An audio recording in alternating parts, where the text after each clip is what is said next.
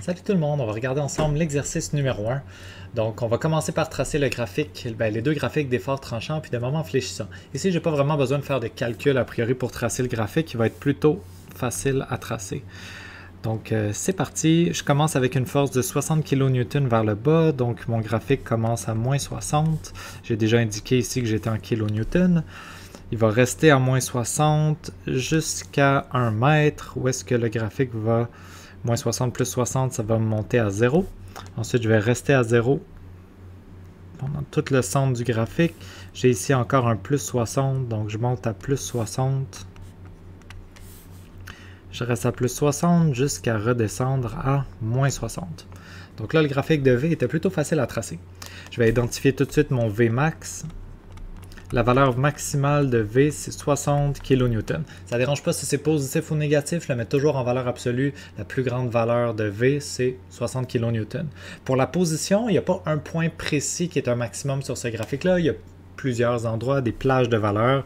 Donc pour la position, ce que je vais donner comme réponse, c'est que entre 0 et 1 mètre, fait que de 0 mètre à 1 mètre, tout ça c'est la valeur maximum, peu importe si c'est positif ou négatif, et aussi de... Fait qu'ici, je suis de 4 mètres à 5 mètres, donc de 4 mètres à 5 mètres. Ça, c'est toutes les valeurs où est-ce que le V est maximum. Maintenant, je vais utiliser ce graphique-là pour tracer mon graphique de M, le moment fléchissant. Fait que pour mon graphique de moment fléchissant, je vais commencer en faisant l'air sous la courbe. Fait que je vais tracer, fait que je vais faire la surface qui est ici. La surface qui est ici, si je la calcule, j'ai 1 mètre multiplié par moins 60 kN, ça va faire moins 60 kN/m. Ici, j'ai tracé mon graphique en kN/m. Je suis aussi dans les négatifs, fait que l'axe, ici, l'axe positif est vers le bas, mon négatif est en haut. Donc, c'est comme ça que je vais tracer. Je commence à... je vais me rendre jusqu'à moins 60. Fait que de quoi mon graphique va avoir l'air? Ici, mon graphique de V est plat et horizontal. Ça veut dire que mon graphique de M est une ligne droite. Fait que mon graphique de M, il va partir à 0, puis il va aller en ligne droite jusqu'à mon point, moins 60. Voilà. Ensuite, l'air sous la courbe de toute la région ensemble. Au centre, il n'y a aucun air sous la courbe. Le graphique vaut 0. Ça veut dire que l'air sous la courbe totale va rester à moins 60 jusqu'à ce qu'on arrive ici. Donc ici, je vais encore le faire en ligne droite. Voilà. Puis finalement, quand je calcule l'air sous la courbe ici, j'ai encore 1 mètre de base. Cette fois-là, j'ai plus 60. Donc l'air sous la courbe ici, ça fait plus 60. Moins 60 plus 60, ça fait 0 kN/m. Donc je vais revenir jusqu'à 0. Puis encore une fois, vu que le graphique de V est plat et horizontal, je sais que mon graphique de M va être une ligne droite. Donc je ne vais pas tracer de courbe, je vais faire une ligne droite qui va de ici jusque là. Voilà, c'est tout pour mon graphique de M. Fait que si je cherche mon M maximum, encore une fois, je mets ça en valeur absolue. Mon M maximum, il est ici, dans toute cette région-là, c'est 60 kN/m. Position de ce maximum, encore une fois, il n'y a pas une position précise, il y a toute une gamme de positions. Fait que ça va de 1 mètre à... Fait que je partais ici à 1 mètre, puis je finis à 4 mètres. Voilà pour ma position du maximum. Je fais remarquer que ça correspond à tout l'endroit où est-ce que le V est égal à 0. Tout ça, ça correspond à mon maximum de moment fléchissant. Maintenant, je vais être prêt à choisir le type de... choisir la poutre que je veux. Pour choisir la poutre que je veux, je vais regarder mes contraintes. Dans mes deux contraintes en flexion, je vais choisir la plus basse. C'est celle qui est la plus restrictive, 60 mégapascal. Ça va être mon 70 mégapascal. Ça va être mon sigma.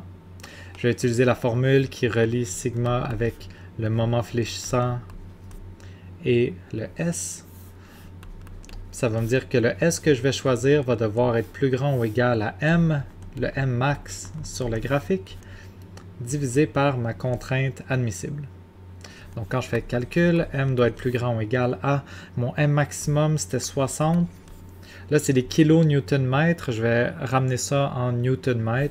Fait que 60 fois 10 à la 3 newton mètre. J'ai transformé les kilonewtons en newton en faisant fois 1000 fois 10 à la 3 divisé par la valeur de mon sigma qui est 70 mégapascal. Ça me donne, fait que cette partie-là de l'équation me donne, si je fais 60 fois 10 à la 3 divisé par ça, ça me fait, j'ai fait mon calcul, ça me fait 857,1. Ça inclut le 10 à la 3. Puis maintenant, qu'est-ce qui me reste comme unité? Je vais juste changer de couleur pour gérer les unités. Ça ici, c'est des newtons par millimètre carré.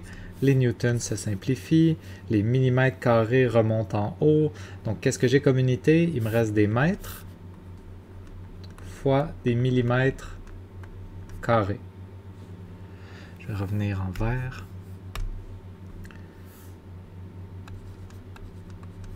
Fait que le mètre, je vais le transformer en 10 à la 3 mm.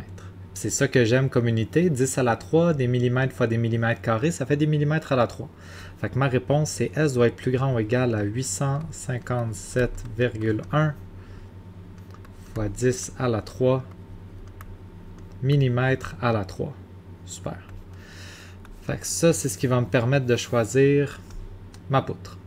On a dit dans le problème que le type de poutre, c'était une poutre en I avec un type de profilé S. Donc, j'ai été trouver ce tableau-là. Ici, c'est bien mes poutres en S. Ce qui m'intéresse comme rangée, c'est comme colonne, c'est cette colonne-là. Les unités sont en 10 à la 3 mm à la 3, comme la réponse que j'avais ici. Je peux me le réécrire juste là. 857,1. 10 à la 3 mm à la 3, c'est le S qui doit être plus grand ou égal à ça. Quand je regarde ici, ce tableau-là, il est fait à l'inverse du bois de charpente. Le S, il va en montant ici. Fait que les S les plus petits sont là. Moi, j'ai besoin de 857, fait qu'il va falloir que j'aille pas mal dans les plus élevés. La plus petite poutre qui va faire la job, c'est celle-ci. Celle qui est à 980. Fait que c'est la poutre S 380 par 64. Donc ça, c'est une poutre qui va être sécuritaire en flexion. La seule chose qui me reste à faire, c'est de vérifier est-ce que la poutre est aussi sécuritaire au niveau du cisaillement. Fait que pour le cisaillement, je veux vérifier si le cisaillement dans la poutre, le plus gros cisaillement dans la poutre, est-ce qu'il est plus petit ou égal au cisaillement qui est admissible. Le cisaillement admissible était donné dans la question, ici, 25 mégapascales. 5 mégapascales.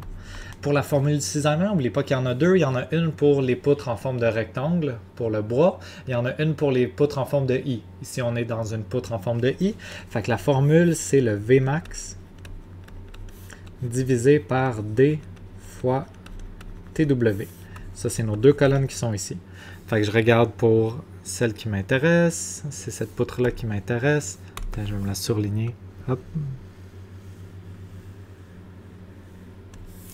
Donc, c'est cette poutre-là qui m'intéresse. Ça veut dire que le D, c'est 381 mm. Le T, c'est 10,4. Je vais faire mon calcul. Le Vmax que j'avais identifié sur mon graphique, c'était 60 kN. Donc, 60 kN divisé par 381 mm fois 10,4 mm. Ici, comme unité, j'aimerais savoir des mégapascales pour pouvoir les comparer. Autrement dit, je veux des newtons par millimètre carré au lieu de mettre 60 kN. Je vais changer mes unités pour mettre 60 fois 10 à la 3 newtons. Comme ça, j'ai newtons par millimètre carré. Ça va me donner des mégapascales. Je peux mettre un petit point d'interrogation juste pour dire que je suis en train de me demander si c'est bel et bien plus petit que 25 mégapascales. Et quand je fais mon calcul, j'obtiens 15,1 mégapascal. Est-ce que c'est plus petit que 25 mégapascal? Ben oui. Donc, on est content. On a fait notre graphique de V, on a fait notre graphique de M, on a utilisé la contrainte admissible en flexion pour choisir notre poutre. Notre poutre, c'est S380 par 64. Et ensuite, on a déterminé que cette poutre-là était aussi sécuritaire en cisaillement avec notre étape qui est là. Donc c'est tout pour le problème.